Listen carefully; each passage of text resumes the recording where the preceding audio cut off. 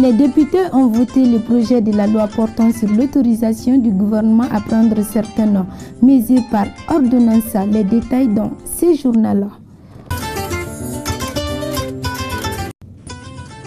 Message du président du Conseil national de la jeunesse CNJ à l'endroit des jeunes maliens pour la fin d'année.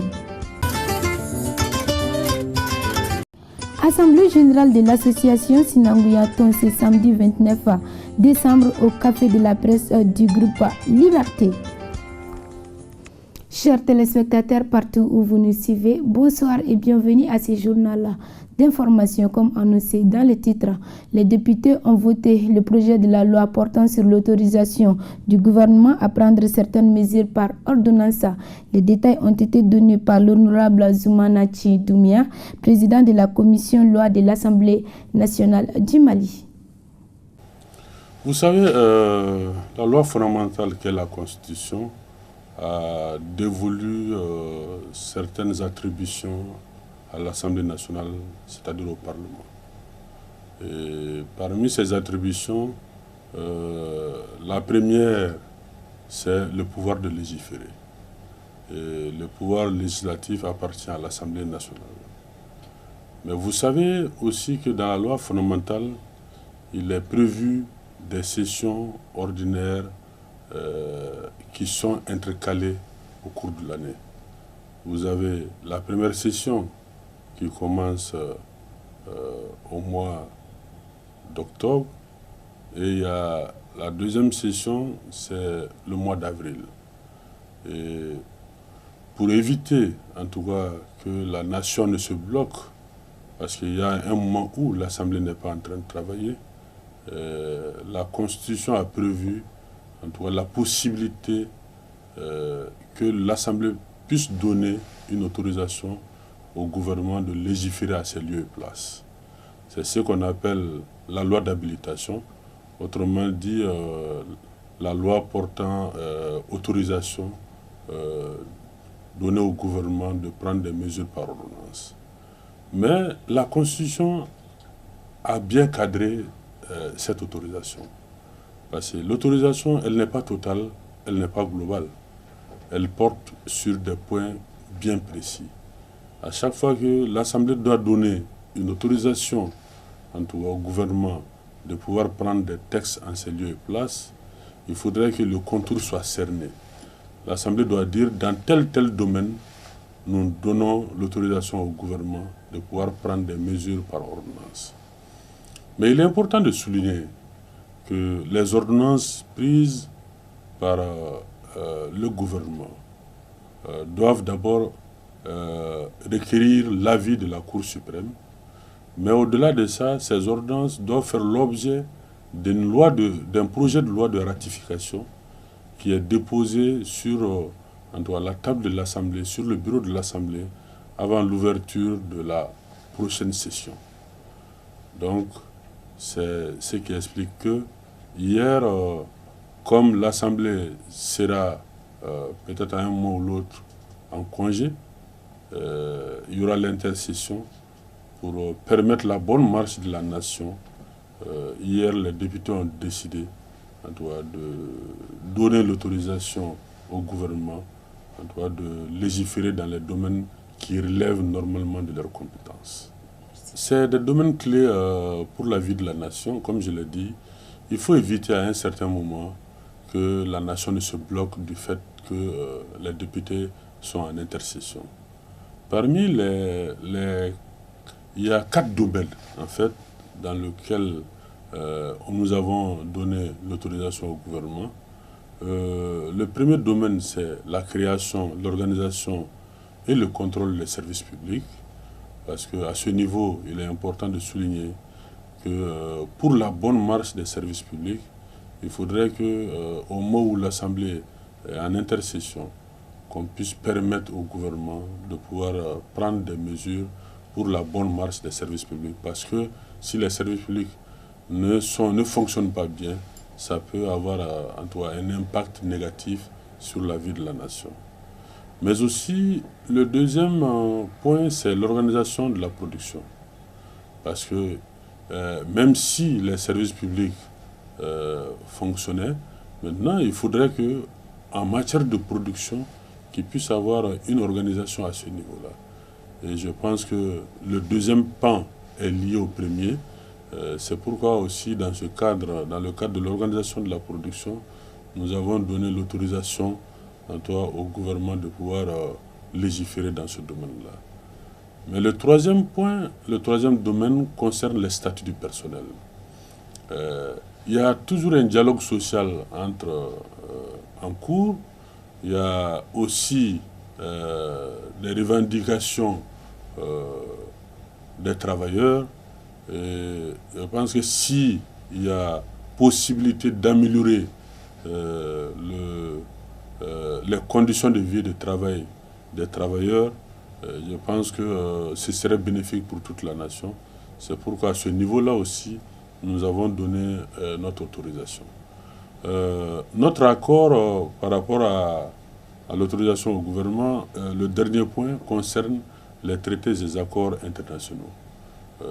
Nous savons que le monde se mue, le monde a un perpétuel mouvement et il se pourrait qu'il y ait des accords entre notre pays et d'autres pays pour éviter aussi que nous ne puissions pas bénéficier de ces avantages-là du fait de l'absence ou bien du fait de l'intercession. Il a été donné la possibilité au gouvernement de pouvoir passer les accords et traités internationaux. Mais je précise bien que si le gouvernement venait à prendre des ordonnances dans ces domaines-là, bien entendu après l'avis de la Cour suprême, avant l'ouverture de la session d'avril 2019, il a l'obligation de déposer les lois de ratification. Les lois de ratification, les projets de loi de ratification sont quoi? C'est en fait pour permettre à l'Assemblée de vérifier est-ce que le gouvernement a agi dans les limites de l'autorisation qui lui a été conférée par l'Assemblée nationale.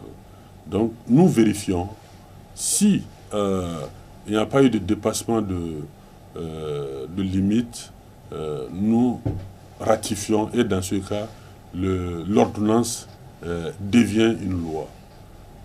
C'est ce qui justifie l'article 2 même de la loi portant autorisation du gouvernement à prendre certaines mesures par ordonnance, qui dispose que ces ordonnances prises dans le cadre de cette loi d'habilitation doivent être déposées sur le bureau de l'Assemblée nationale avant le 1er avril 2019. Sinon, si ce n'est pas fait, ces ordonnances deviennent caduques. Maintenant, elles ne peuvent plus produire d'effet. Il faudrait quand même une nouvelle loi maintenant pour pouvoir les remplacer. Également annoncé dans les titres, le président du Conseil national de la jeunesse, Souleymane Satigui Sidibé, demande à la jeunesse d'être sereine et prudente. C'était au cours d'une interview qu'il a accordée à notre équipe de reportage, Fatimata Koulibaly, Oumar Traoré. Nous sommes à la veille de l'an 2019.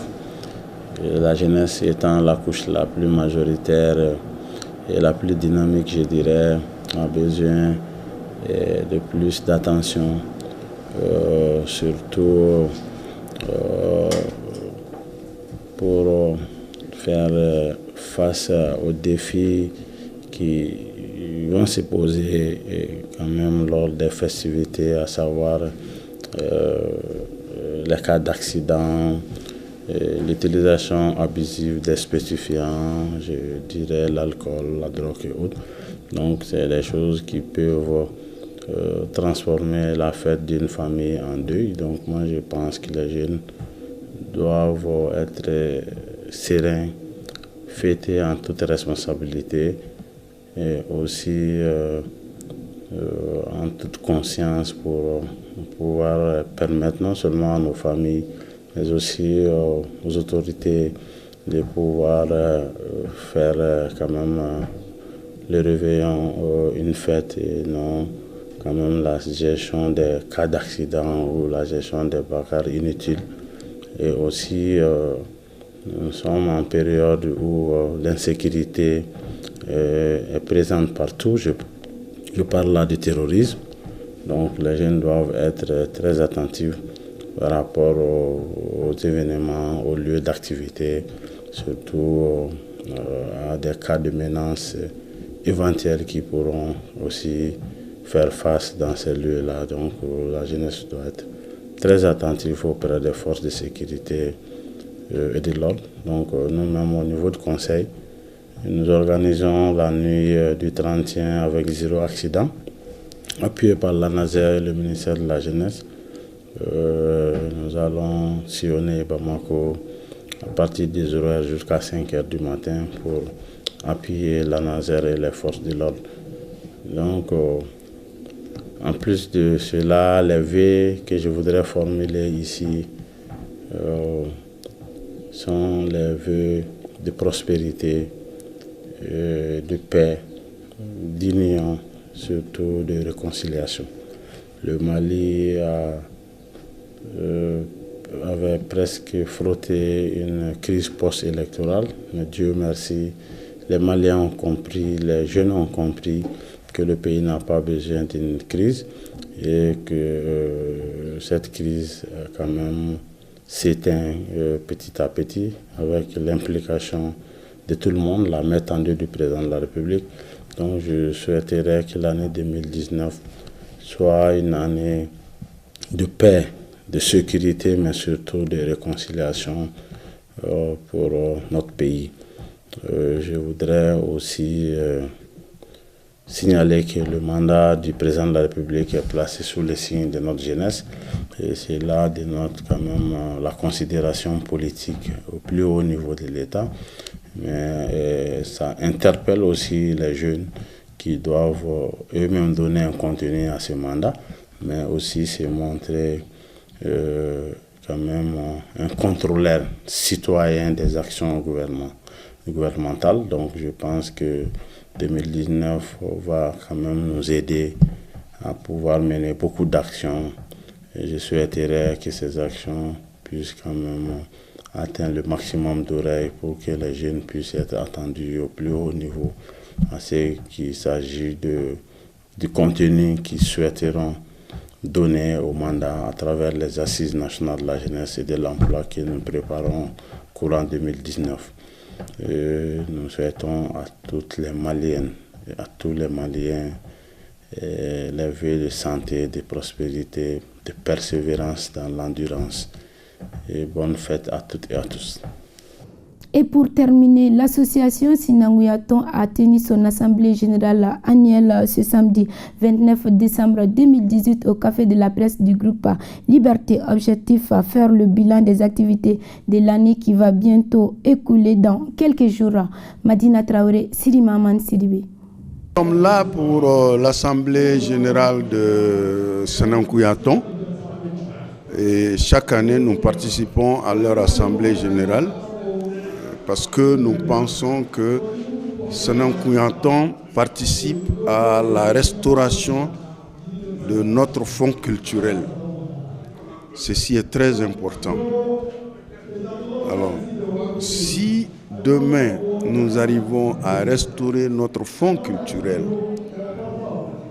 je pense que nous allons replacer beaucoup de choses à leur endroit. Et à partir de là, aujourd'hui, nous sommes confrontés à beaucoup de difficultés qui trouveront leur solution, nous en sommes certains. Nous, au niveau de l'association Djogoni Maya, nous avons toujours des projets. Le meilleur projet aujourd'hui, c'est de faire en sorte que les Maliens prennent conscience de leur humanité. Qui sommes-nous ? Qui sommes-nous? Et c'est à partir de là que nous allons savoir quoi faire. Parce que nous sommes aujourd'hui dans une situation où nous avons perdu toute notre base culturelle. On a perdu toutes nos valeurs. Nous sommes dans des déviations comportementales qui font qu'on n'arrive pas à voir où aller. Les jeunes n'ont plus d'horizon, personne. Il n'y a pas d'éducation.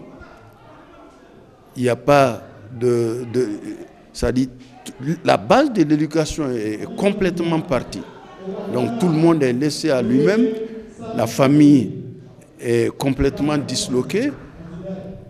Donc, et le pays, c'est quoi? C'est une succession, c'est un ensemble. C'est l'ensemble des familles qui constituent le village, l'ensemble des villages qui constituent le pays. Et malheureusement, aujourd'hui, nous n'avons aucune notion sur toutes ces choses-là. Et nos ancêtres ont dit que 3 choses sont au-dessus, au-delà de Dieu, 3 choses sont au-dessus de l'homme, toute personne. Tes parents, ton père, ta mère, ton lieu de naissance, donc qui est, ça peut être ta famille, ça peut être ton pays, ça peut être ton village. Et aujourd'hui, quand on regarde père, mère, lieu de naissance, nous n'accordons plus d'importance à ces choses-là. Tout le monde ne voit que le matériel. Avant, et d'ailleurs on continue à le dire, en matière de gestion, on dit que la personne humaine est la première ressource. Mais en réalité, ce n'est pas vrai. C'est l'argent qui est aujourd'hui la première ressource. La personne humaine n'a plus d'importance. Pourtant, c'est elle qui constitue le début et la finalité de tout. Donc, il y a lieu que nous replacions vraiment les choses à leur endroit si nous voulons nous en sortir. Voilà, c'est tout pour ce journal d'information. Merci de l'avoir suivi et bonne suite de programme sur LTV.